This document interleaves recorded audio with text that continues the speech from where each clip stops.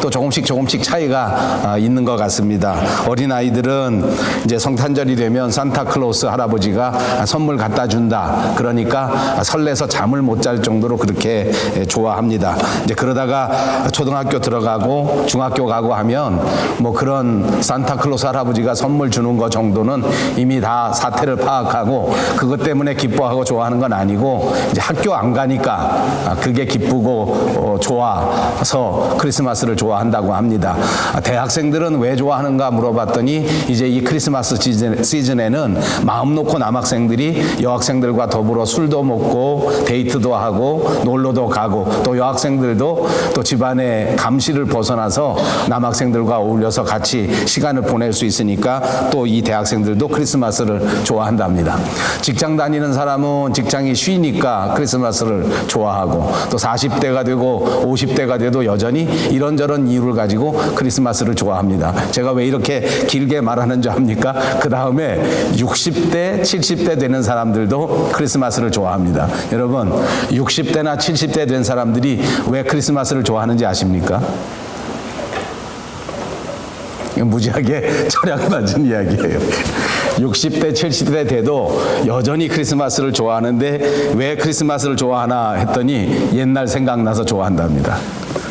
아버지, 저는 옛날에 크리스마스 때 제 아내와 놀던 생각을 하면 지금도 기쁘고 즐겁습니다. 아무튼 성탄절은 기쁘고 즐겁고 행복한 절기입니다. 여러분들도 기쁘고 즐거우십니까? 여러분들에게 무슨 이유 때문에 즐거우신지는 모르겠지만 오늘 2017년 성탄절에는 저와 여러분이 그리스도인들이라면 왜 성탄절을 즐거워해야 하겠는가 하는 것을 말씀드리려고 합니다. 사실은 이 크리스마스 절기에 우리는 결정적인 그런 문화 차이를 바라보고 있습니다. 그 문화 차이가 하나가 뭐냐면 한국 교회가 지키는 예배 절기 그리고 이 서양 사람들이 지키는 예배와 절기가 큰 문화의 차이를 보이는 것 중에 하나가 바로 이 크리스마스입니다.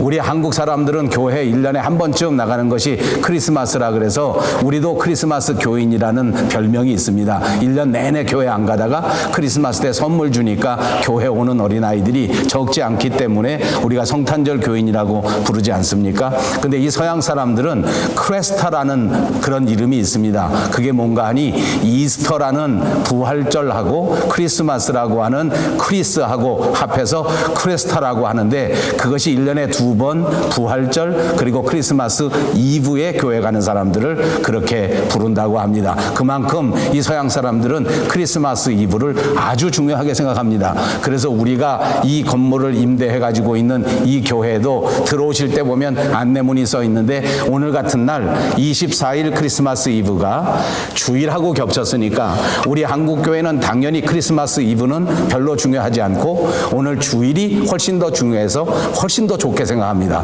주일날 크리스마스가 됐으니까 훨씬 더 기쁘고 훨씬 더 좋습니다. 그렇지 않습니까? 그래요? 그렇지 뭐 그런가 보다 하시는 거죠. 근데 이제 이 나라 사람들은 주일하고 크리스마스 이브가 겹쳤는데 그것을 크리스마스 이브가 훨씬 더 중요하기 때문에 주일 예배는 쉬고 크리스마스 이브는 예정된 대로 예배를 드립니다. 그래서 우리가 빌려 쓰는 이 예배당에도 오늘은 No Morning Service 여기 아침에 주일 예배는 없고 이제 4시서부터 어린아이들 행사 7시에 또 본 예배 그 다음에 밤 11시에 그때 못 온 사람들을 위한 마지막 예배. 그래서 아무리 작은 교회도 서양 교회가 크리스마스 이브에는 보통 3번 내지 4번 정도 예배를 드립니다. 자, 저는 오늘 굉장히 빨리빨리 설교를 해야 됩니다. 왜냐하면 4시에 이 사람들이 오기 때문에 오늘 우리는 크리스마스를 빨리 지나고 준비한 음식을 먹어야 되기 때문에 제 설교보다 훨씬 중요한 것은 밥을 먹는 일입니다. 그래서 제가 어떻게 설교할까 생각하다가 이 크리스마스 절기에 우리가 왜 기뻐하는가 하는 것을 말씀드리려고 하고 사실 제가 옛날 어렸을 적에 전도사 때의 학생들에게 또 청년들에게 설교했던 그 설교 제목이 생각나서 오늘 저와 여러분이 다 같이 한 번 더 생각해 보려고 하는데 그것이 요한복음 3장 16절 가장 행복한 소식, 가장 좋은 소식. 그래서 그래서 말씀의 제목을 가장 좋은 소식이라 그렇게 붙였습니다. 우리가 이 성탄절을 기뻐하고 이 성탄절을 행복하게 지날 수 있는 것은 바로 하나님이 세상을 이처럼 사랑하사 독생자를 주셨으니 이는 그를 믿는 자마다 멸망하지 않고 영생을 얻게 하려 하십니다.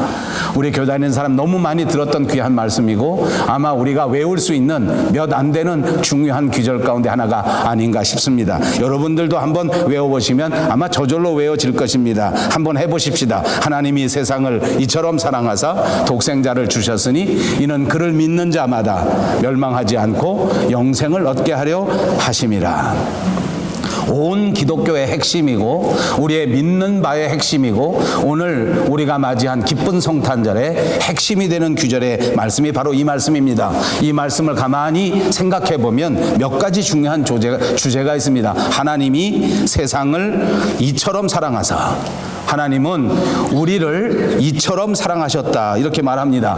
그리고 하나님께서는 예수 그리스도를 이 땅에 보내주셔서 우리에게 성탄절을 주시고 우리를 구원하셨는데 그렇게 우리에게 예수님을 보내주신 이유, 그것이 바로 이 세상을 사랑하셨기 때문이다 라고 가르쳐주는 것입니다. 어느 한 사람만 특별하게 사랑하신 것이 아니라 온 세상을 사랑하시고 저와 여러분 모두를 사랑하셔서 당신의 독생자 예수 그리스도를 우리에게 보내주신 것을 꼭 믿으시기를 바랍니다. 하나님이 사랑하시기는 사랑하시는데 어느 특정한 사람만 사랑하셨다면 우리는 큰일 났을지 모릅니다. 예를 들어 돈이 많은 부자만 사랑하셨다고 하면 돈이 좀 모자른 가난한 사람들은 큰일 아니겠습니까? 예를 들어 살이 찌지 않고 날씬한 사람만 사랑하셨다고 하면 저는 정말 큰일입니다.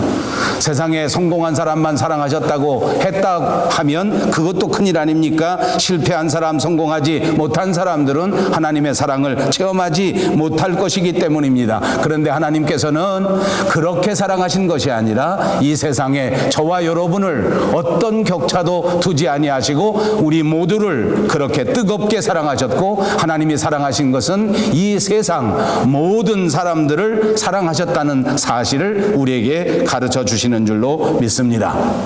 요즘 우리가 살아가는 2017년 이제 이 한 해를 돌이켜 볼 때 우리 하나님 앞에서 우리 자신을 들여다보게 됩니다.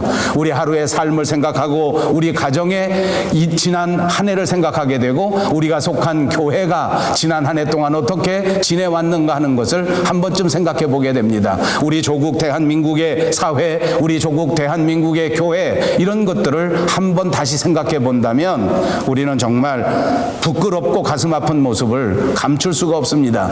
쉬지 않고 스캔들을 일으키고 쉬지 않고 실수를 저지르고 쉬지 않고 잘못을 저질렀습니다. 그럼에도 불구하고 하나님께서는 이렇게 실수한 사람조차도 사랑하셔서 우리에게 독생자를 주시고 오늘 또다시 성탄절을 맞이하게 해 주신 줄로 믿습니다.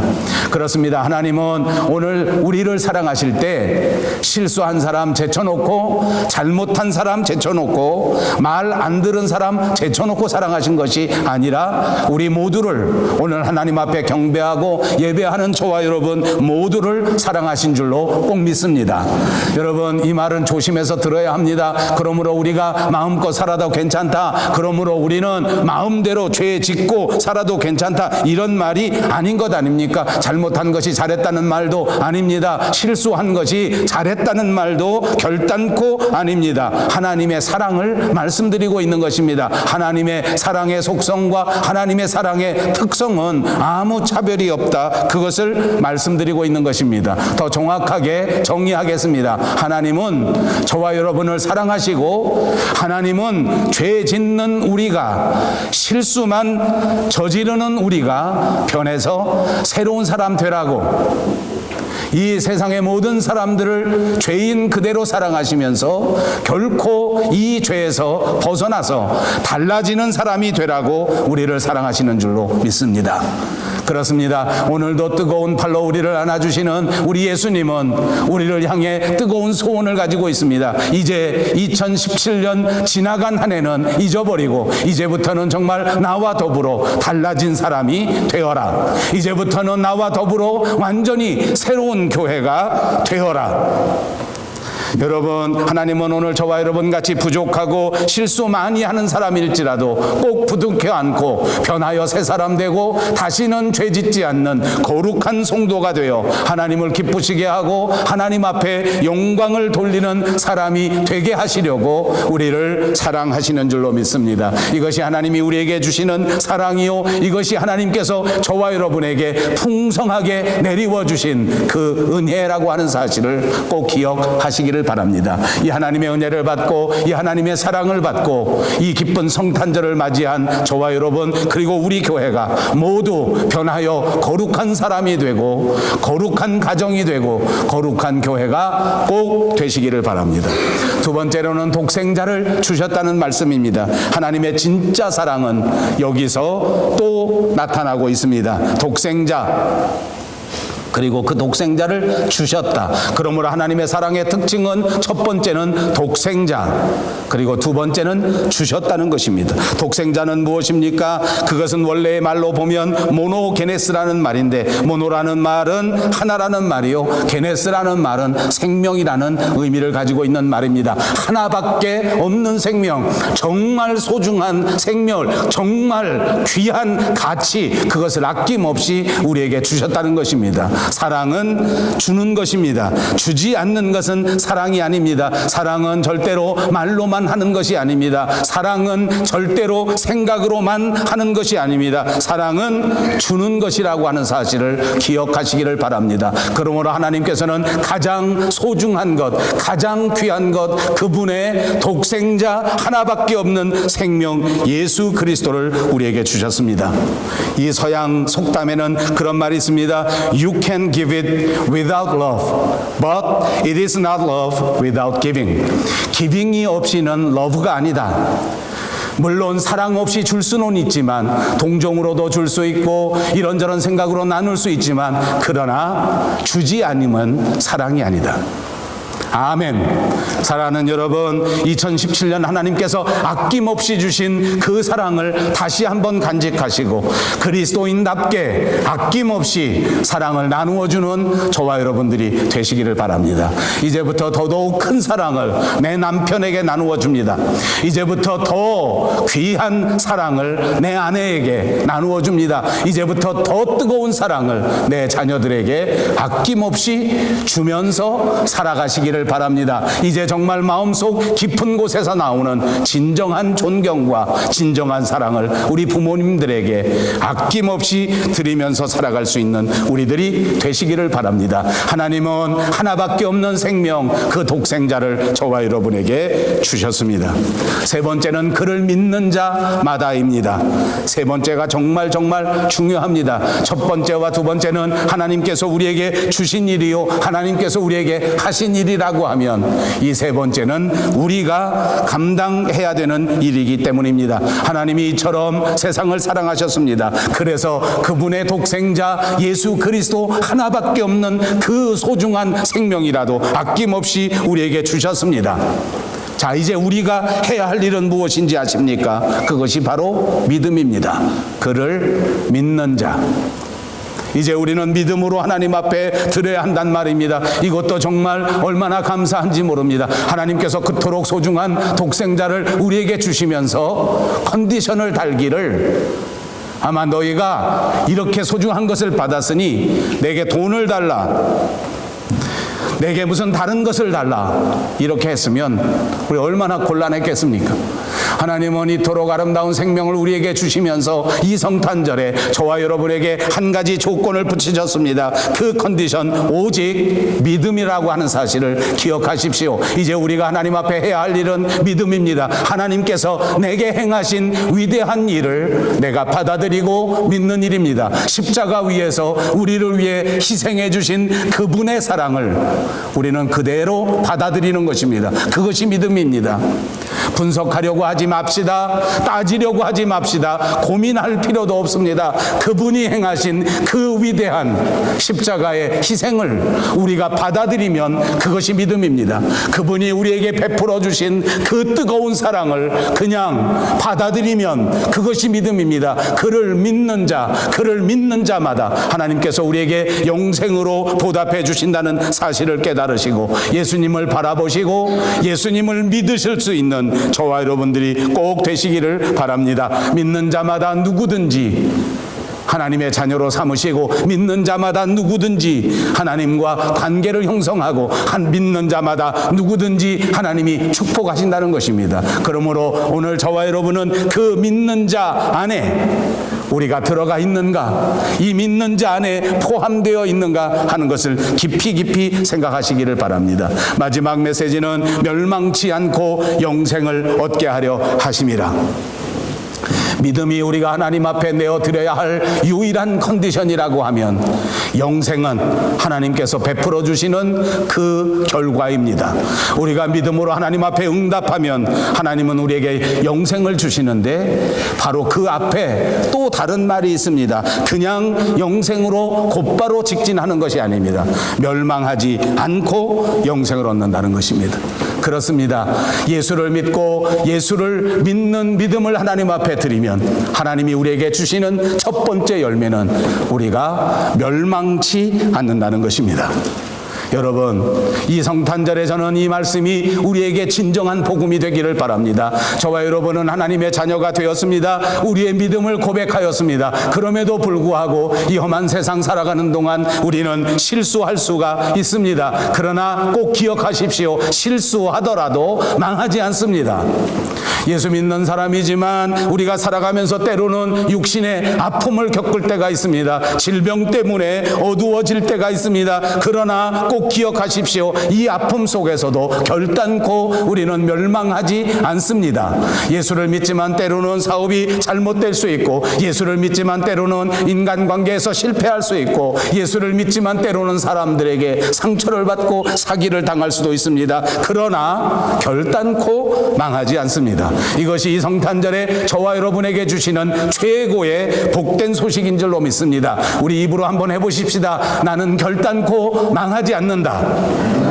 어떤 환경 속에서도 멸망하지 않습니다. 조금 아파도 망하지 않습니다. 조금 슬퍼도 망하지 않습니다. 조금 외로워도 멸망치 않습니다. 이 사실을 꼭 믿으시기를 바랍니다. 예수님을 향한 믿음, 우리를 결단코 망하지 않게 만들어 줄 것입니다.